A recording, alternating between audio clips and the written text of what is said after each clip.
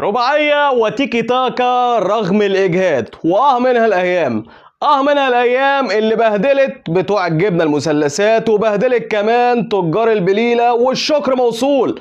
الشكر موصول لنادي الزمالك اللي هيكون سبب بشكل كبير جدا في تتويج النادي الاهلي بالدوري السنه دي. ورساله الشكر لنادي الزمالك دي علشان طبعا الاسبوع الاجازه اللي هم ادوهولنا، وانا متاكد 100% ان احنا لو ما كناش خدنا الاسبوع الاجازه ده اللعيبه كانت وقعت بدني على الاخر. اديكم شايفين اللعيبه دلوقتي واقعه بدني ازاي، وفي لعيبه كتير مش قادره تتحرك زي مثلا امام عاشور في الماتش اللي فات لما وقع على الارض بعد صفاره الحكم، وفي غيره لعيبه كتير ما كانتش قادره ترفع رجلها من الارض. بسم الله الرحمن الرحيم، صلي وسلم على اشرف فيا وفيكم، وما تنساش ابدا ابدا الدعاء لاخواتنا الموجودين في فلسطين، ربنا ينصرهم على العدو اللي عندهم عن قريب ان شاء الله، عاجل غير اجل. والفدائي وسام ابو علي هاتريك في مباراه النهارده. وسام ابو علي سجل اسمه بحروف من ذهب مع النادي الاهلي من بعد فلافيو اللي اخذ المركز الاولاني ب 17 هدف في 24 مباراه، والكلام ده كان في موسم 2006 2007. ومن بعده على طول وليد ازارو في المركز الثاني اللي في 30 مباراه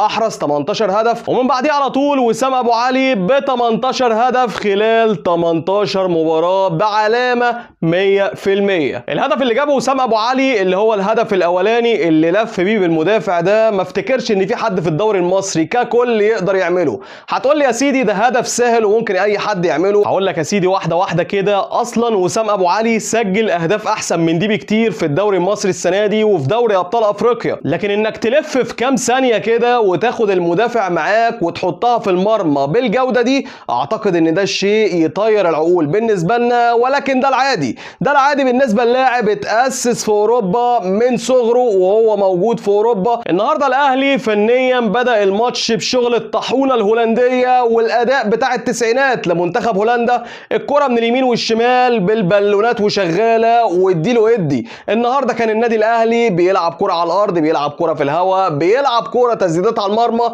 ما كانش فارق معاه حاجه قدام نادي المقاولين المستسلم. المقاولين دايما وش السعد بالنسبه لنا. المقاولين في سنه 2019 قدام النادي الاهلي في يوم 24/7/2019، المقاولين كان ساعتها لو الاهلي يكسبه فهو بطل للدوري المصري بنسبه 100%، دون النظر طبعا لنتائج الزمالك اللي كان في معظم الموسم متصدر، ولكن ريمونتادا كان بيعملها الاهلي في 2019 علشان يسكت الكل. وبرضه هي الريمونتادا اللي بيعملها الاهلي السنه دي علشان برضه يسكت الكل. الجماعه بتوع الجبنه المثلثات والجماعه بتوع تجار البليله لا صوت يعلو فوق صوت الاهلي، وكنت اتمنى والله ان الاهلي يتم تتويجه بالدوري المصري السنه دي، خصوصا ان زد اتعادل مع فريق بيراميدز، ولكن بيراميدز في الدقيقه الاخيره في الدقيقه 85 تقريبا بيحرز الهدف الثاني عن طريق مروان حمدي علشان يأجل فرحه النادي الاهلي بالدوري للماتش اللي جاي ان شاء الله، ماتش سموحه. على الاقل الاهلي محتاج تعادل،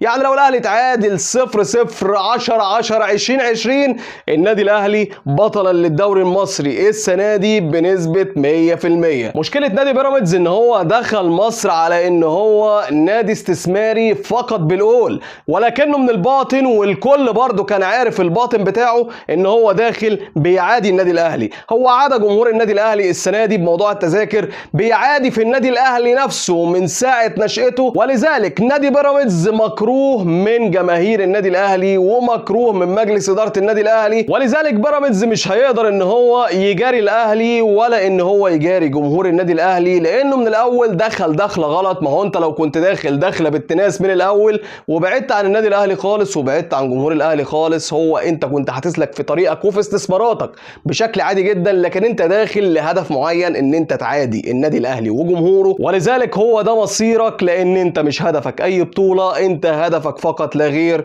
ان انت تعادي النادي الاهلي. حتى رغم ان نادي بيراميدز اقترب من المنافسه بشكل كبير جدا من النادي الاهلي، الا ان هو بيخسر السباق في النهايه بفوز النادي الاهلي عليه ذهابا ايابا، وزي ما تقول كده الاهلي كتفه وبيراميدز ما قدرش يعمل معاه اي حاجه. ورساله للناس اللي بتتكلم وتقول اصل الدوري متفصل. يا سيدي هو لو الدوري متفصل، هو انا كان في ماتشات كنت هفوز فيها 1-0 بالعافيه زي الماتشات اللي عدت قبل كده، سواء مع طلائع الجيش ولا مع الاتحاد ولا مع الداخليه ولا حتى مع فرق معرضه للهبوط او خلاص هبطت رسميا. اللي عايز الدوري بيفضل يقاوح لحد اخر نفس، حتى لو كل اللعيبه اللي عنده مصابين وبيلعب بالسكواد التاني. انا بلعب من غير ظهير ايسر نص الدوري او 3/4 الدوري تقريبا، وبلعب حاطط مكانه اساسا وينج يمين، والوينج اليمين اللي عندي انا وهو كريم فؤاد ادى الدور بتاعه على اكمل وجه، وكان فعلا واد رجوله وقدر يسد مكان علي معلول. ومن شويه بقلب في الفيس كده لقيت عمرو الدرديري منزل كده بوست على الصفحه بتاعته بيقول لك لوسام ابو علي، يعني الكلام كان موجه لوسام، خليك كده هات اجوان في الفرق الصغيره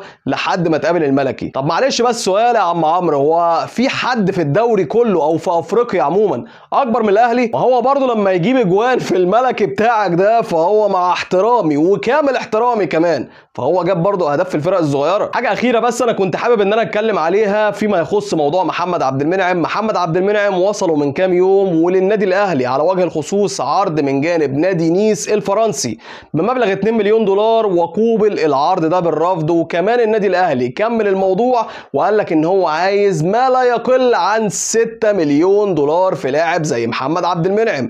طبعا بالنسبه لمحمد عبد المنعم ورفضه التجديد بتاعه، وكمان هو بيتكلم في حته ان هو هيخرج فري الصيف اللي جاي، احب اقول لك يا محمد عبد المنعم الاهلي وجماهير الاهلي ما عندهاش عزيز نهائيا، ولو كان في عزيز كان هيبقى زي حسام عاشور اللي اساسا دلوقتي مع كامل احترامي ليه ما حدش من جمهور الاهلي فاكره نظير اللي هو عمله. فبالنسبه لي النادي الاهلي زيه زي اي نادي في العالم، المفروض ان هو بيدور على مكسبه. النادي الاهلي ما يقلش عن اي نادي في العالم على الاطلاق، فلما انت يبقى قيمتك التسويقيه بالنسبه للنادي الاهلي ما تقلش عن مبلغ 6 مليون ويجي لك عرض ب 2 مليون وانت لاعب بالنسبه لنا كواليتي عالي، وانت عارف ان انت كواليتي عالي، واللي بيقدم عرض عشان يشتريك عارف ان انت كواليتي عالي، ويقدم عرض ب 2 مليون والنادي الاهلي يرفضه، فمن حق النادي الاهلي ان هو يرفضه لان هو عارف هيستثمر فيك ازاي وعارف هيكسب فيك ازاي. اما بقى لو انت ماشي في سكه المعارضه ومش حابب ان انت تجدد مع النادي الاهلي وبتتكلم ان انت هتطلع فري الصيف اللي جاي، فاحنا ما عندناش عزيز ولا غالي.